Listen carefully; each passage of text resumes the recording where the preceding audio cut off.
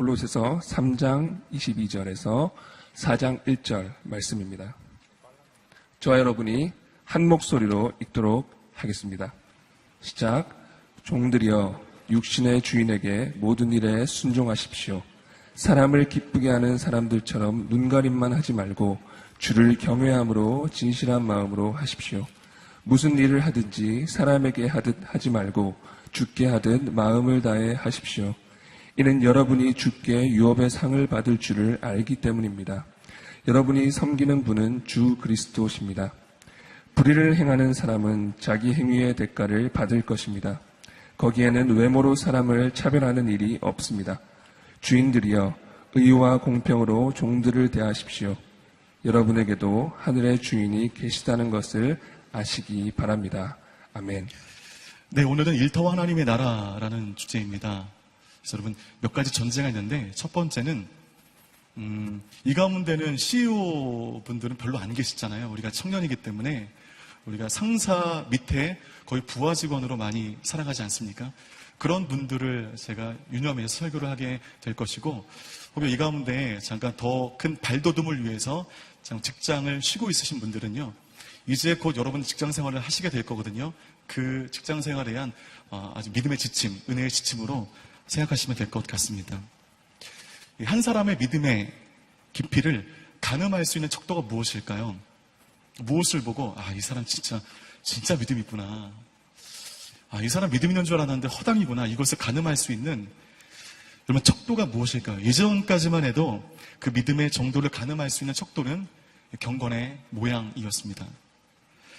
바스러질 만큼 낡은 성경을 옆에 끼고 목소리는 쉬어 꼬부라진 소리에 가지런히 2대8 가르마에 기름 발라 넘기고 그 정장에 조신한 넥타이를 메고 예배당 한켠에 앉아 있으면 저 사람 경건하다, 믿음 있다, 우리 그렇게 얘기하곤 했습니다. 개인적 차원의 경건의 모양입니다. 보여지는 나의 믿음의 양태가 믿음의 정도를 가늠하는 기준이 되었을 때가 있었습니다.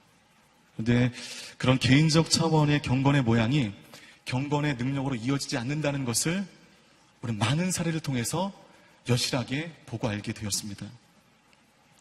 교회에서는 그렇게 경건하신 분들이 회사만 가면 돌변하여 돈밖에 모르는 사람으로 나의 성취를 위해서는 피도 눈물도 없이 부하 직원을 찍어 누르는 냉혈인으로 부하 직원이 피땀 흘려 거둔 성과를 가로채버리는 야비한 사람으로 갑자기 변하는 모습에 우리는 기독교 자체에 대한 회의감을 갖고 심지어는 교회를 떠나는 사람들이 우리 주위에 적지 않습니다. 믿음은 개인적 차원에서 드러나는 경건의 모양이 아닌 공동체 차원에서 드러나는 경건의 모양입니다. 또 한 가지가 있습니다. 믿음은요, 지난주 설교와 이렇게 맥을 같이 하는데요, 내 일상에서, 다시 말하면 나의 일터에서 드러나는 것입니다. 여러분 마태복음 28장을 보면 주님께서 못 박혀 돌아가신 지 사흘째 되던 날 새벽에 여인들이 그 주님의 무덤을 찾았습니다. 그들의 관습에 따라 예수님의 그 시신에 향품을 발라드리기 위함이었습니다. 유대인의 장례법은 우리와는 너무나도 다르게 바위 동굴 속에 시신을 안치하는 방식이었으므로 언제든지 무덤 속 출입이 가능했었습니다. 그러나 무덤에 도착한 여인들은 무덤의 입구가 열려 있었다는 것에 한 번 더 놀랐고 안에 들어가자 예수님의 시신이 없어졌다는 것에 경악하게 되었습니다. 그때 천사가 여인에게 주님께서 부활하신 그 사건, 그 사실을 알려주었습니다. 그리고 곧 주님이 부활하셨다는 소식과 함께 제자들에게 갈릴리로 돌아가야 할 것을 일러주라고 말씀하셨습니다. 우리 그 마태복음 28장 우리 10절 말씀 함께 읽겠습니다. 시작. 그러자 예수께서 그들에게 말씀하셨습니다. 두려워하지 말라. 가서 내 형제들에게 갈릴리로 가라고 전하라. 그곳에서 그들이 나를 만날 것이다. 분명한 것은 예수님께서는 갈릴리에서 부활하신 것이 아니라 예루살렘에서 부활하셨거든요. 근데 왜 굳이 갈릴리로 가라고 말씀하셨을까요? 예루살렘으로 오라고 말씀하시지. 우리는 보통 예수 믿으면 과거로 돌아가지 말아야 된다고 우리는 다짐합니다. 또 그렇게 배우고 있습니다. 과거에 죄악의 삶, 쾌락의 삶, 욕망의 삶으로 돌아가선 안 된다고 우리는 다짐하곤 합니다. 그런데 예수님께서 오늘 제자들을 향하여 과거를 의미하는 갈릴리로 가야 한다고 말씀하시죠. 갈릴리로 가라고 말씀하십니다. 왜 굳이 갈릴리로 가야만 할까요? 부활하신 주님과 예루살렘에서 복음 전파에 더욱더 몰두하면 될 것 아니겠습니까? 죽으셨다가 살아나셨으니 얼마나 그 사역의 동력이 충만하겠습니까? 갈릴리로 가라는 하나님의 계획 안에는요, 무슨 뜻이 있는 것일까요? 왜 하나님은 갈릴리로 가라고 말씀하시는 것일까요? 복음의 위대한 여정이 그려져 있는 사도행전은 마치 하루아침에 하늘에서 뚝 떨어진 그런 이야기가 아닙니다. 성경 안에 특별히 사복음서 가운데 사도행전이 가능할 수 있는 많은 복선들이 나와 있는데 사도행전 1장 바로 앞이 무슨 말씀이냐면 요한복음 21장입니다. 요한복음 21장이 끝나고 사도행전 1장이 시작이 됩니다.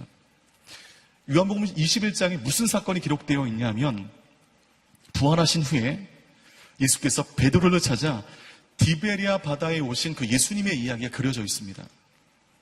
부활하신 예수님 앞에서 혼란스러웠던 그 베드로를 향해 네가 나를 사랑하느냐?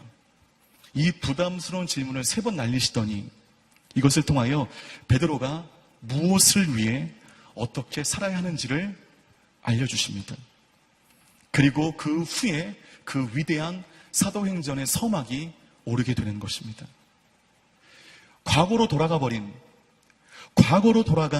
베드로의 신앙 고백 위에 사도행전이 시작이 됐는데 바로 예수님과 베드로의 이 만남과 대화의 장소가 갈릴리였습니다. 갈릴리는 제자들에게는 어떤 곳이냐면요, 그냥 일상의 터입니다. 일터라는 것입니다. 바로 그 갈릴리, 그들의 일상의 터전에서 사도행전의 서막이 열려지고 있는 것입니다. 위대한 복음의 이야기의 시작은 그리 위대해 보이지 않는 한 인간의 작은 일터에서 조그맣게 시작되고 있고 그 이야기가 퍼져 세상을 변화시킨 위대한 사도행전이 시작이 된 것입니다. 우리 예수님을 보십시오. 예수님의 삶의 터전은 나사렛, 곧 갈릴리였습니다. 갈릴리에 당신의 가족이 있었고 목수였던 당신의 초라했던 일터가 있었습니다. 바로 그 갈릴리에서부터 예수님의 공생애가 시작이 됩니다. 당신이 가장 잘 알고 있는 사람들 앞에서부터 그분은 그리스도의 공생애를 시작하신 것입니다. 지금은 제가 이제 주일 산마루 사역 때문에 전혀 가지 못하는데 제가 그 과거에 아버지께서 해외 선교 가실 때나 이렇게 주일을 비우실 때면 제가 가끔 가서 모교에서 설교할 때가 있었는데요. 가장 힘든 설교의 장소가 제 모교입니다. 왜냐하면 그분들은 저의 과거를 다 아시거든요. 제가 어떤 인간이었는지를 다 아시거든요. 그분들 앞에서 변화되기 전 나의 적나라한 모습을 다 알고 있는 그분들 앞에서 경건의 모양으로 설교하기가 진짜 부담스럽습니다. 꼭 설교하면 그러실 것 같아요. 너나 잘해라. 너 옛날에 그래. 너나 잘해라. 이렇게 말씀하실 것 같아가지고요. 모교의 강단은요 진짜 힘든데요. 모교의 강단을 설교할 때 내가 정말로 진솔해짐을 느낍니다. 진짜 겸손해짐을 느낍니다. 예수님의 공생애는 바로 그런 예수님의 과거를 잘 알고 있는 사람들이 있는 그 나사렛 갈릴리에서 시작되고 있는 것입니다. 부활하신 후에 제자들을 향해서 너희들 갈릴리로 가라 말씀하신 이유는 야 너희들은 이제 실패했어. 낙인 찍혔다는 그런 의미가 아니라 그들을 삶의 터전, 삶의 일터로 보내어 바로 거기서부터 다시 그들의 삶을 점검하여 쓰시기 위한 하나님의 계획하심이었다는 것입니다. 일터 가운데 그들은 스스로 점검되어지고 다시 한번 회복되어지고 그 이후에 그 세상을 바꾸는 하나님의 제자들로서 그리스도의 제자들로서 귀하게 쓰임받고 있는 것입니다. 때문에 이 크리스천의 여부는요 예배당 밖의 삶의 터전에서 가려지게 되는 것입니다. 삶의 터전에서 겪는 일상사 속에서 신실한 크리스천으로 살아가는 자만 이 사도행전적인 삶을 살아낼 수 있는 것입니다. 우리는 예배당에서는 얼마든지 경건해 보일 수 있고 사기꾼조차 거룩한 표정 지을 수 있습니다. 교회 안에서 경건해 보이는 나의 모습은 심하게 얘기해서 꾸며진 연기일 수밖에 없습니다. 연기로는요, 세상 변화될 수 없고 나도 변화될 수 없습니다. 어제 저는 한 가지 일로 말미암아 하루 종일 분기탱천에 있었습니다.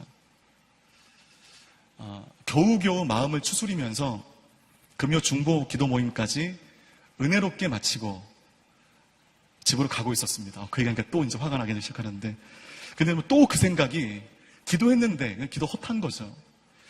또 그 생각이 막 스멀스멀 올라오면서 마음에 다시 분노가 일어나면서 집에 도착할 찰나에 마침 제 차량에 부착되어 있는 아파트 출입카드가 인식이 안 돼가지고요, 그 바리케이트가 열리지 않는 겁니다. 이거 아무 일도 아니잖아요. 인터폰 누르고 그냥 열려주세요 얘기하면 되잖아요. 그래서 제가 이제 하루 종일 사역하는 몸도 지치고 마음도 피곤하고 그 사건이 마음속에 생각나면서 제가 화가 나기 시작했습니다. 짜증냈습니다. 그래서 인터폰을 눌러서 경비원 아저씨에게 소리 질렀습니다. 여기 인사 온 지 내가 석 달도 안 되는데 자꾸 이거 안 올라가요. 빨리 올려주세요. 그래서 이렇게 되게 많이 연기한 겁니다. 네. 여러분, 인터폰에서 들려지는 경비원의 말이 제가 느끼기엔 너무 고압적이고 공격적이었습니다. 인터폰을 향해서 저에게 소리를 지르면서, 팩트가 아닐 수 있어요. 제가 마음이 너무 힘들어서 그렇게 들었을 수가 있는데, 카드 바꾸면 될 것이지 뭘 그렇게 소리를 지르냐고 그 얘기가 들린 겁니다. 순간 하루 동안 억눌려 있던 나의 화가 폭발하게 되었습니다. 세상과 나는 간 곳 없고 구속한 주만 보이도다. 구속한 주는 간 곳 없고 열받은 나만 보이도다. 잘 걸렸습니다. 어떤 사람에게 받은 화를요, 애꿎은 이 경비원에게 이제 쏟아내기 시작한 것입니다. 차량을 지하 주차장에 주차를 하고 다짜고짜 경비실로 뛰어 올라갔습니다. 아까 나와 인터폰 대화했던 사람 나오라고 얘기했습니다. 그리고 이 경비실 오늘 최종 담당자 나오라고 했습니다. 그리고 그 사람에게 아까 나랑 인터폰으로 대화했던 그 녹음본 가져오라고 했습니다. 그래서 제가 할 수 있는 모든 논리를 다 총동원해서 5분 동안 중계하고 씩씩거리면서 훈계하고 씩씩거리면서 나오게 되었습니다. 어제 저녁만큼은 저는 마귀의 종이었고 분노의 종이었습니다. 화의 노예가 되었던 사람이 지금 이렇게 경건하게 설교하고 있습니다. 교회 안에서 꾸며진 경건의 모양에 속지 마십시오. 한바탕 하고 나오는데 갑자기 생각하지 못했던 기억이 떠오르. 오늘의 교회면 어떡하지? 우리 청년의 아버지면 어떡하지? 이렇게 한바탕 하고 또 이렇게 후회합니다. 사과해야 되나? 말아야 되나? 지금도 그 걱정입니다. 삶의 터전, 일상의 터전, 나를 짜증나게 하고 화나게 하는 그 순간의 터전에서 내 마음을 지키고 사람을 존중하는 것이 내 믿음의 수준을 가늠하는 진짜 척도인 것입니다. 여러분, 그래서 여러분, 영화 같은 인생이 있고 다큐와 같은 인생이 있다고 합니다. 세계적으로 흥행에 성공한 영화들이 많지요. 엄청난 수의 관객들에게 큰 감동을 준 영화 같은 인생이 있습니다. 우리는 모두 이런 화려하게 그지없는 영화 같은 삶을 살고자 합니다. 하지만 여러분, 그 영화 속에 있는 그 모든 사람들은요, 진짜 히어로 아닙니다. 진짜 세상을 바꿀 만한 그런 인격자들이 아닙니다. 그들은요, 일거수일투족 모두 다 꾸며진 연기이기 때문에 그 영화는 잠깐의 감동을 줄 수 있겠지만 세상을 바꿀 수 없습니다. 그러나 다큐와 같은 인생이 있죠. 그런 인생은요, 연기되지 않는 실제의 인생입니다. 영화만큼 극적이거나 영화만큼 화려하지 않아요. 그러나 다큐와 같은 인생을 보는 이들의 마음에 그 다큐는 큰 충격을 주게 됩니다. 그럼 고 이태석 신부님의 다큐를 보고 우리가 얼마나 감동받았습니까? 서서평 선교사님 그 다큐 영화를 보고 우리가 얼마나 감동받았습니까? 그분의 짧은 인생이 세상 속에 큰 감동과 희망을 준 것처럼 저는 우리 모두의 인생이 화려한 영화와 같은 인생을 꿈꾸는 것이 아닌 삶의 터전에서 이 다큐와 같은 인생으로 세상을 변화시킬 수 있는 주의 종들 모두 되시기를 주님의 이름으로 축복합니다. 그렇다면 우리 청년들의 터전, 일상이 어디겠습니까? 회사이죠. 그리고 일터입니다. 오늘 다른 어떤 것보다 직장, 즉 일터에서 절대적으로 많은 시간을 보내고 있습니다. 일터에 대한 우리의 인식과 이해가 서지 않으면, 우리의 믿음이 서지 못하면 절대적으로 많은 시간을 보내고 있는 이 일터가 지옥이 될 수 있습니다. 준비되면 그 일터는 충분히 싸워볼 만한 믿음의 전장이 되는 것입니다. 오늘 말씀을 보면 노동의 원리, 직장, 직업, 생활의 원리가 나와 있습니다. 이 크리스찬의 삶의 승리는요, 우리 이제 요셉 예배로 시작이 됩니다. 이 요셉 예배로 우리의 승리가 시작이 되지만 이 요셉 예배로 모든 것이 결정되는 것은 아닙니다. 이 예배 능력이 작다는 의미가 아닙니다. 오늘 우리가 성전에 올라와서 예배를 드리죠. 힘을 다해 예배할 것입니다. 기도할 때 힘을 다해 기도할 것입니다. 흔히 우리는 예배를 통해 은혜 받았다라고 말합니다. 그렇다면 그 은혜의 결과가 어디에서 증명되는가, 어디에서 나타나는가, 그것은 내일 모레 월요일 날 여러분의 직장에서 일터에서 증명되는 것입니다. 오늘 내가 이 자리에서 은혜 받았는가, 이것은 이 자리에서 판명되지 않아요. 내일 모레 월요일 날 판명되게 될 것입니다.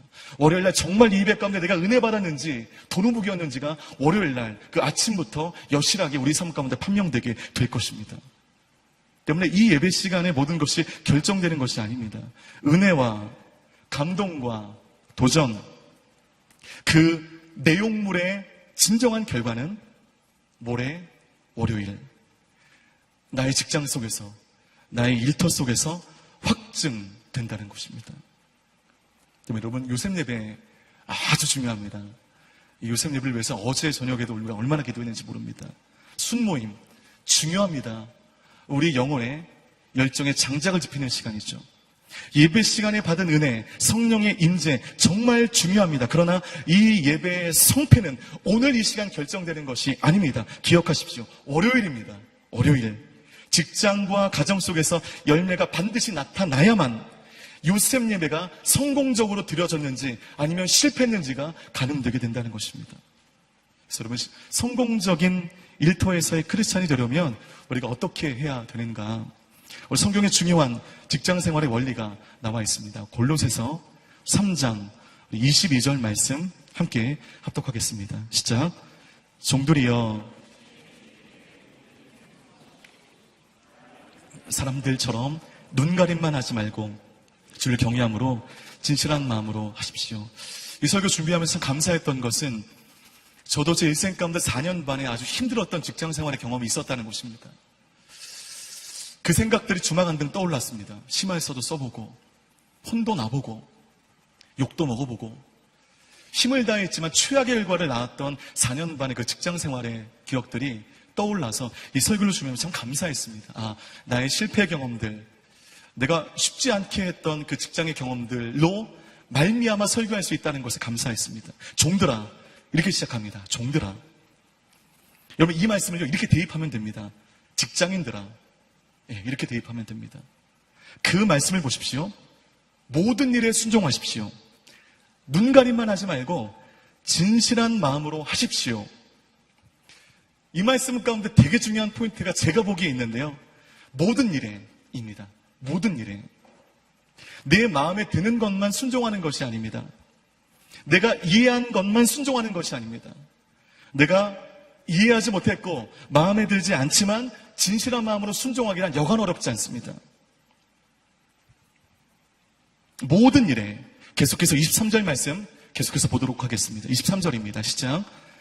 무슨 일을 하든지 사람에게 하듯 하지 말고 죽게 하든 마음을 다해 하십시오. 그러면 두 가지 양태가 지금 비교되고 있잖아요. 사람에게 하듯 그리고 죽게 하듯.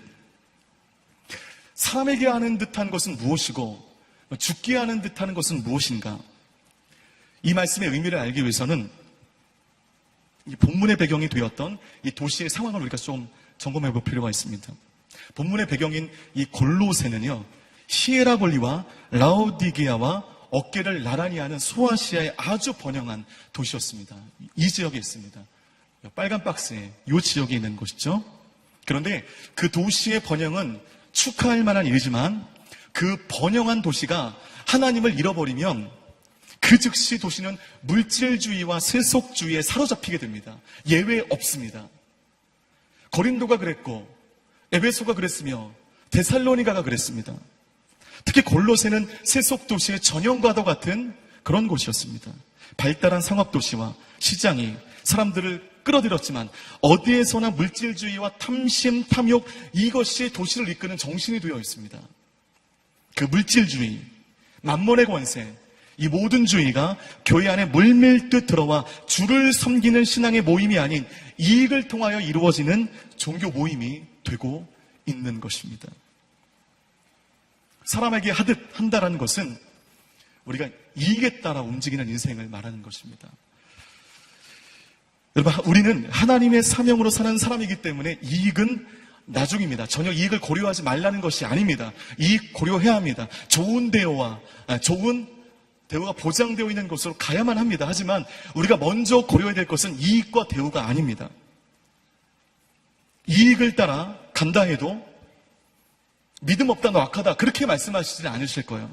그러나 그 이익과 대우보다 앞서야 할 것이 있습니다. 그것은 하나님의 사명, 즉 의라고 하는 것입니다. 그것이 이익보다, 대우보다, 연봉보다 제가 보기에 앞섭니다. 여기 직장생활 아주 중요한 지침이 있는데요. 여러분, 이익에 따라 움직이지 않게 되길 바라겠습니다. 단지 연봉과 단지 복리 대우에 따라 여러분의 직장을 옮기는 일이 없었으면 좋겠습니다. 사명에 따라 움직이는 여러분들이 되길 바라겠습니다. A와 B의 직장 두 곳을 두었을 때 우리가 어느 곳에 가야 되는가 분명합니다. 더 많은 대우를 좋은 곳에 가는 것이 맞습니다. 그것을 알기 전에 이 A와 B의 두 직장 가운데 복리 대우, 연봉 다 제쳐두고 하나님이 가라 하시는 것은 무엇일까? 내가 나의 미약한 힘을 가지고 하나님의 뜻을 이룰 수 있는 것은 무엇인가? 이것을 고민하고 이것을 두고 기도하게 된다면 하나님께서 내가 가야 할 곳을 말씀해 주실 것입니다. 여러분의 사명이 우선시 되어야 돼요.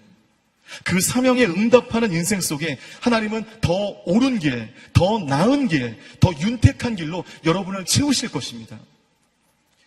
사람에게 하듯 하지 말라는 것은 이익과 단지 연봉과 복리 대우에 따라 움직이는 인생이 되지 말고 죽게 하듯, 즉 사명에 따라 움직이는 직장인이 되라라고 말씀하시는 그 의미인 것입니다. 여기서 또한 중요한 단어가 또 하나 나오게 됩니다. 무슨 일을 하든지. 특정한 일을 두고 말씀하지 않으셨습니다. 가령 너는 교회에서 봉사할 때 죽게 하듯 하라 라고 말씀하지 않으셨습니다. 모든 일에 직장 생활도 세상 일도 가정 일도 주님께 하듯 하라고 말씀하고 있습니다. 이것이 무슨 말씀인가요? 일터 원리의 첫 번째인데요. 모든 일이 하나님의 일이라는 것입니다.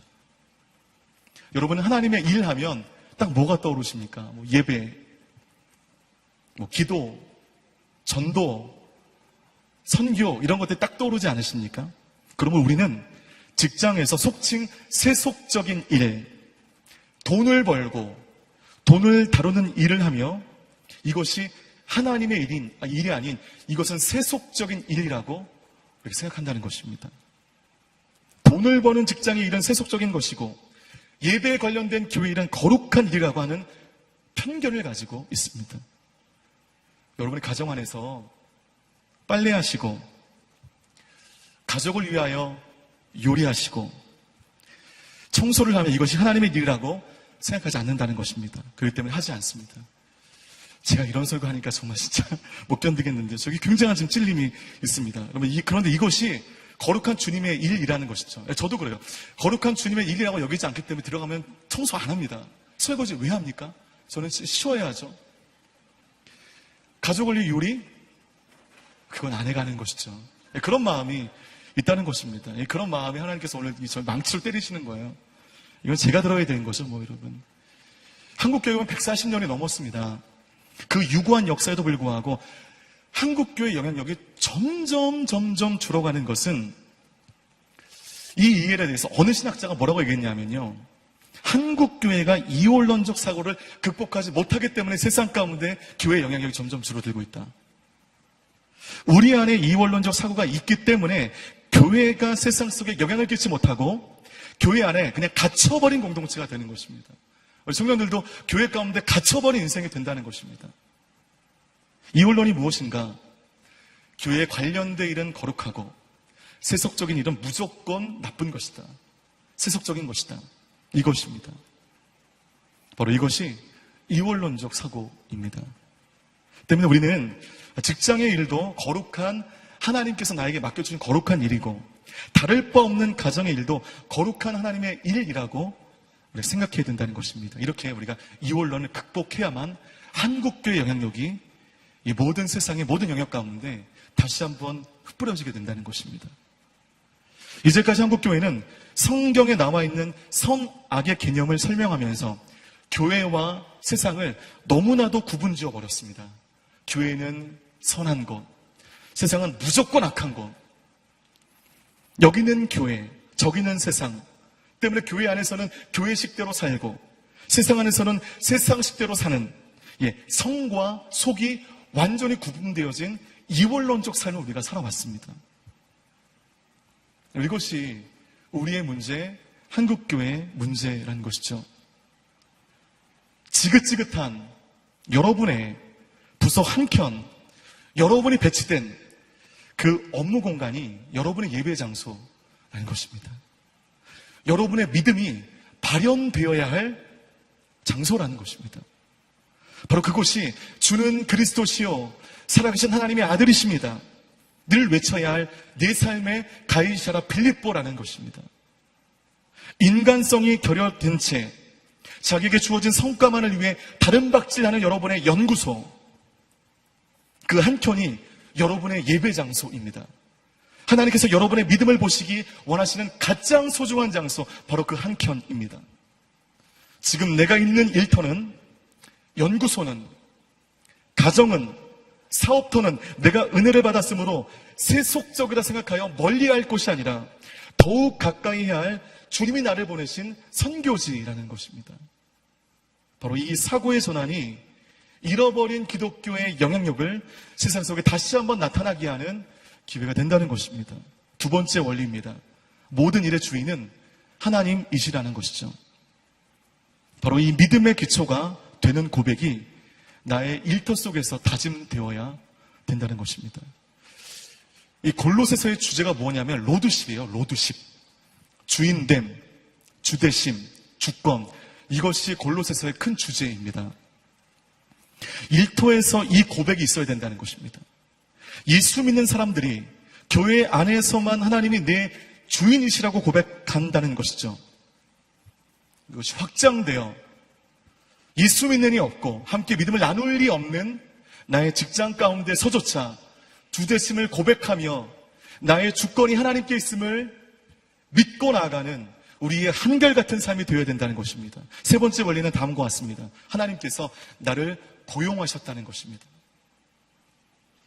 우리가 직장에 들어가면 나를 고용한 사람이 이제 사장님이라고 생각하죠. 그런데 그렇게 말하고 있지 않는 것입니다. 하나님의 소명을 위해 그 직장에 하나님이 보내셨다는 것이죠. 저를 온누리교회 교육자로 뽑아주신 분은 이재원 담임 목사님이십니다. 여러 번의 면접과 평가 끝에 진짜 어렵게 들어오게 되었습니다. 제가 이재원 목사님께 은혜를 입었습니다. 제가 여기 들어왔으니까요. 근데 이것은 피상적인 이해입니다. 저를 이 온누리교회 교육자로 뽑아주신 분은 하나님이시라는 것이죠. 나의 실패, 나의 열등감, 나의 한계 등 젊은 날에 실패했던 그 모든 경험을 가지고 상처 입은 치유자가 되어 청년들을 섬기라고 저를 이곳에 우리 하나님이 보내셨다는 것입니다. 때문에 제가 있는 이곳에 있는, 저는 이곳에 제가 있는 부르심의 이유가 명확합니다.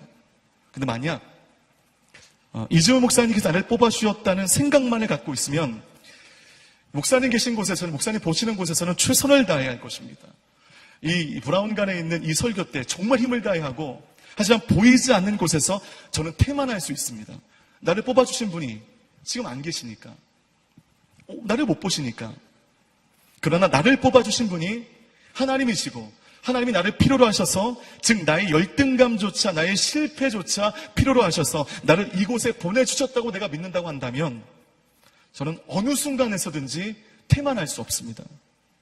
사람 보이는 것에 최선을 다하고 아무도 없는 곳에 직무유기할 수 없다는 것이죠. 사람이 있는 곳이나 없는 것이나 상관없이 부르심 가운데 반응하는, 부르심 가운데 최선을 다할 수밖에 없는 것은 하나님이 나를 고용해 주셨다라고 하는 이 믿음이 있는 순간 가능해진다는 것입니다. 여러분, 그렇게 힘든 여러분의 직장 가운데 누가 여러분을 고용해 주셨습니까? 하나님이 고용하신 것입니다. 하나님이 여러분을 보내신 것입니다. 굳이 그곳에, 그 힘든 곳에 여러분을 보내셔서 거기에 박아놓으신 것입니다. 이럴 때 우리는 사람이 아닌 하나님을 의식할 수 있다는 것입니다. 골로새서 3장 22절 말씀 우리 한 번 더 읽도록 하겠습니다.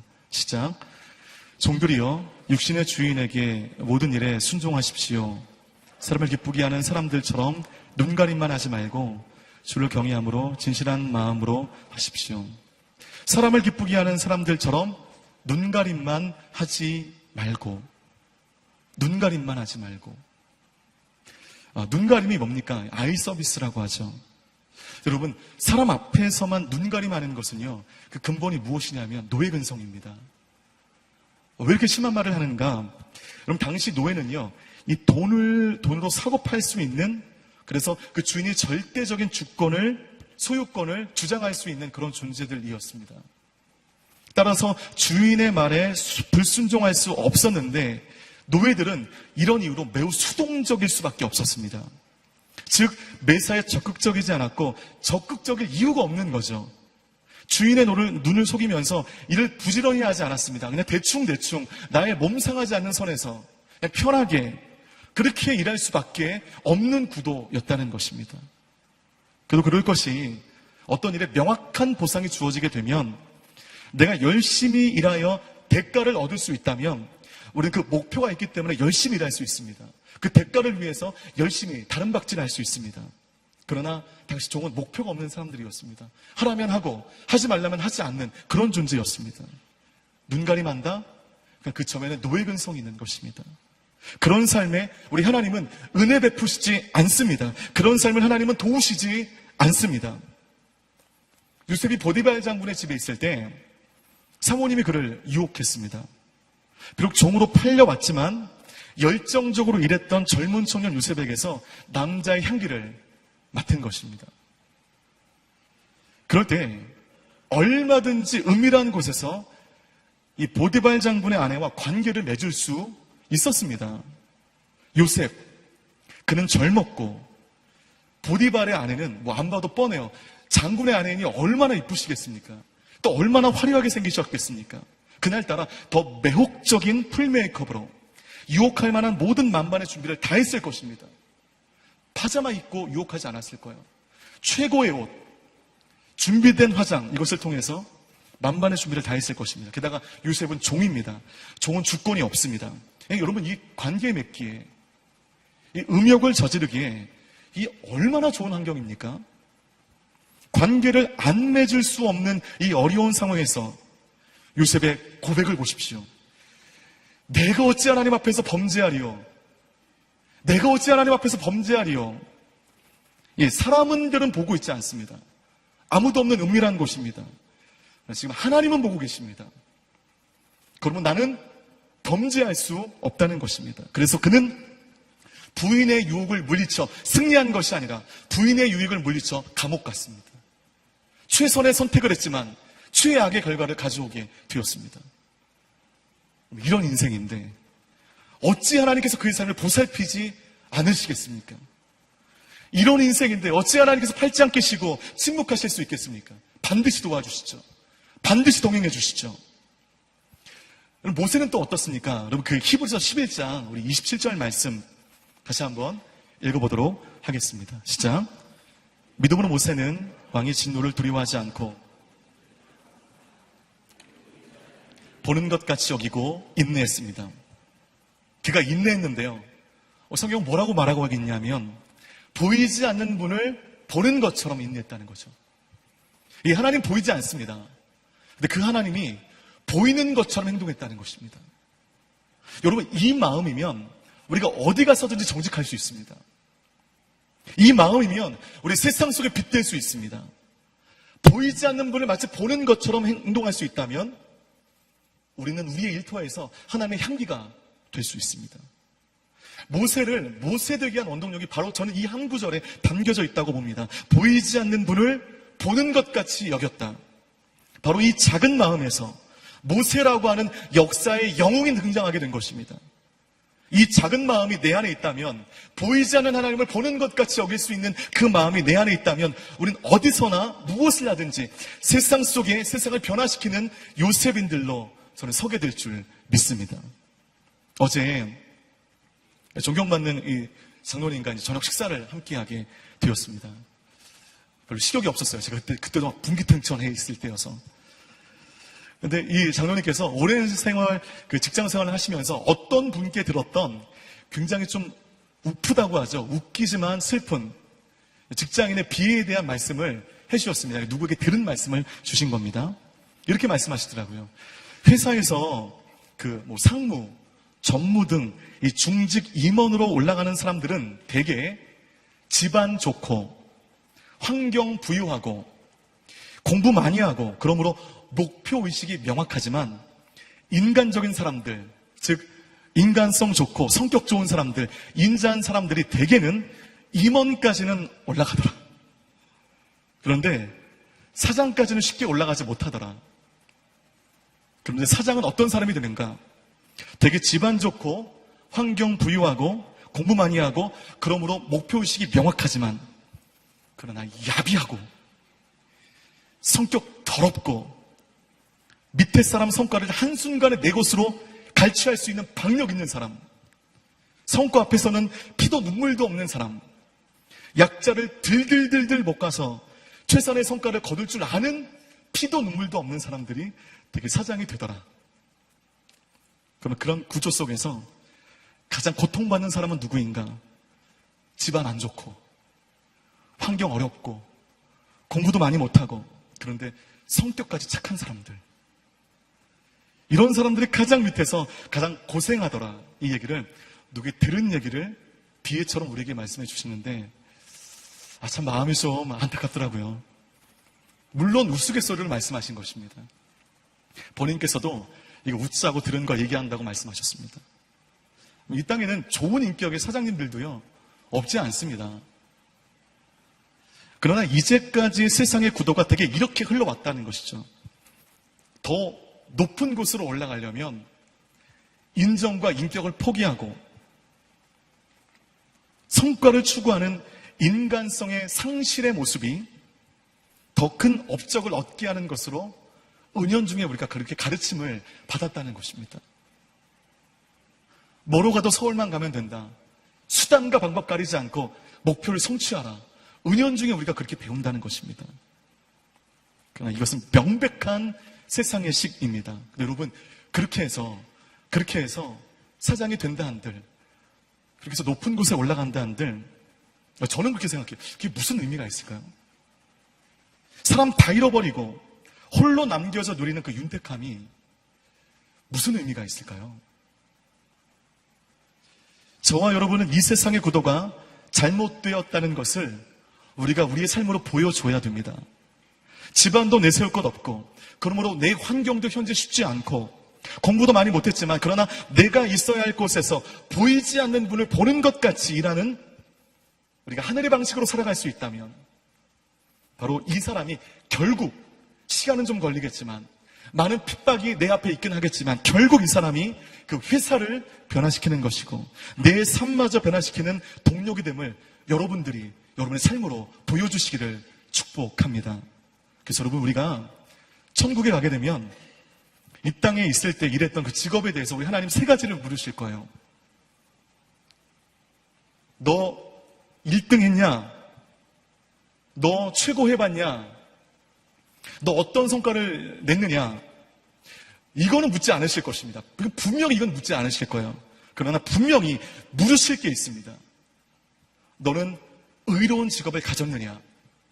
너는 어떤 상황에서든지 성실하게 일했느냐? 너는 어떤 일을 맡겨주셨든지 간에 상관없이 즐겁게 일했느냐? 이 세 가지는 분명히 물으실 것입니다. 이 세 가지에 대한 답을 가지고 있으셔야 돼요. 괜히 준비 안 하셨다가 그때 가서 이렇게 하면 목사 그 준비할 거 후회하지 마시고요. 지금 그걸 준비하십시오. 이 세 가지 하나님께서 분명히 물으실 이 질문 가운데 이 스스로의 답을 준비하십시오. 이 세 가지 물으실 것입니다. 이 세 가지 질문 가운데 우리가 힘을 다해 예라고 말할 수 있다면 여러분은 이미 성공한 인생으로 나아가고 있는 것입니다. 최고가 되려고 했던 그 마음을요, 우리가 어느 정도는 내려놔야 됩니다. 탁월하지 말라는 것이 아닙니다. 우리의 우선순위를 바꾸자는 것입니다. 수단과 방법을 가리지 않고 1등이 되려고 하는 내가 주인된 그 못난 죄성을 극복하고 나를 보내신 그곳 가운데 이해할 수 없고 받아들일 수 없지만 나를 머물게 하신 그곳 가운데 보이지 않는 하나님을 보는 것 같이 우리가 일할 수 있다면 우리는 이 삶은 세상 속에 아름답게 빛 비춰지게 될 것입니다. 여러분 주위에 있는 사람들이 여러분을 통하여 우리 예수를 보게 될 것입니다. 현묵 형제 어떠세요? 짧은 영상이지만 예수님이 느껴지지 않으십니까? 작은 살찐 예수가 현묵 형제 삶을 통해서 보여집니다. 오늘날처럼 바쁜 직장 생활 속에서 우리가 믿음으로 살아가기는 쉽지 않습니다. 제가 그거는 인정합니다. 저도 해봤잖아요. 그래서 여러분 이 직장 생활 가운데 신우회 하시는 분들 정말 대단하신 분들이십니다. 그 수요일날 그 점심시간을 따로 떼어서 빵 하나 먹으면서 예배 드릴 수 있는 것은 대단한 믿음입니다. 직장 생활 속에서 어떻게 믿음으로 살 수 있는지를 잘 보여주는 모델이 저는 포로 시대에 살았던 사람들의 이야기라고 저는 생각합니다. 느헤미야, 에스라는요 모두 세상 권력 아래서 믿음으로 살았던 사람들이죠. 다시 말해 믿는 이 아무도 없는 오로지 성과주의로 달리는 직장에서 직장 생활을 하는 사람을 가리키는 상징과도 같은 사람이 바로 포로 시대 믿음을 지킨 사람들입니다. 다니엘은 예수님을 믿지 않는 강력했던 직장 상사를 모신 사람이고 다니엘의 신앙을 무시하는 야비한 직장 동료 속에서 그가 어떻게 믿음으로 직장 생활을 해야 하는지를 보여준 사람이 다니엘 또 아니겠습니까? 우리는 다니엘, 느헤미야, 에스라, 에스더, 모르드게 이런 사람을 통해서 직장 가운데 우리가 어떻게 살아야 되는지를 우리는 배울 수 있습니다. 직장이란 여러분 우리가 이제 정리합시다. 돈벌이를 위한 도구가 아닙니다. 그 정도로 직장 생활의 의미가 끝나지 않습니다. 여러분 그 자아실현의 장소도 아닙니다. 직장은 하나님의 소명을 이루는 장이어야 된다는 것입니다. 포로 시대를 살았던 모든 신앙인들은 다 힘들고 어려운 직장 생활을 했습니다. 믿음을 지키기 굉장히 어려운 시대를 지냈습니다. 그러나 그 속에서 믿음이 언제나 승리한다는 것을 보여주는 또 좋은 예가 그분들이기도 합니다. 바벨론 포로 시대에서 바벨론 왕의 통치를 받고 있는 서슬퍼런 우리의 믿음을 간직하기 힘든 그런 시대이지만 바벨론 왕 그 위에 계시는 그 하나님의 주권을 우리는 그들의 삶을 통하여 볼 수 있습니다. 직장 생활 가운데 믿음으로 행했다가 사자굴안에 던져져서 사자를 대면했지만 하나님은 그곳 가운데 그를 죽이지 않았습니다. 살려주십니다. 오히려 그들을 야비하게 핍박했던 사람들을 그 사자굴로 보내시는 공평과 정의의 하나님, 이것이 우리 직장 생활의 중요한 모델로 우리 마음 가운데 담겨졌으면 좋겠습니다. 우리 직장 생활은 제가 예언 하나 하면 계속 세상적인 방식으로 돌아가게 될 겁니다. 예나 지금이나 세상적인 방식으로 믿음 있는 여러분들의 마음을 불편하게 하는 그런 구도로 계속 진행될 것입니다. 여러분을 이해해 주지도 않고 기다려 주지도 않을 것입니다. 믿음이 발붙일 여지를 주지도 않을 것입니다. 그러나 바벨론의 통치 아래서도 하나님께서는 분명히 역사하셨듯 여러분의 직장 생활을 통해서 하나님의 통치하심이 드러나게 될 줄 믿습니다. 완벽한 모델은 될 수 없지만 하나님의 나라를 가리키는 우리 모두는 화살표가 되어야 된다는 것입니다. 이정표가 되어야 된다는 것입니다. 세상 방식대로 돌아가는 변하지 않는 일터 속에 파송되어진 여러분들 그 일터는 누구에게나 힘든 곳입니다. 마치 바벨론과 페르시아처럼 포로로 살아가야 할 정도로 나를 막 옥죄는 그런 곳이 여러분의 현재 일터일 수 있습니다. 그러나 혹시나 하나님이 나를 필요로 하셔서 하나님의 그 놀라운 섭리 안에 나를 그곳에 보내셨다고 한다면, 그 믿음이 우리 안에 있다면 일터를 바라보는 우리의 시선이 좀 달라지지 않을까요? 지옥처럼 봤는데, 광야처럼만 봤는데, 그 믿음이 우리 안에 있다면, 하나님 나를 보내셨다고 하는 믿음이 있다면, 지옥처럼 바라봤던 직장을 향한 나의 시선이 달라지지 않을까요? 예, 일터는 우리의 믿음이 드러나는 곳입니다. 그 일터는 하나님의 일하심을 경험할 수 있는 그 은혜의 터입니다. 그 일터는 내 삶의 승리가 되는 또 다른 갈리바 같은 곳입니다.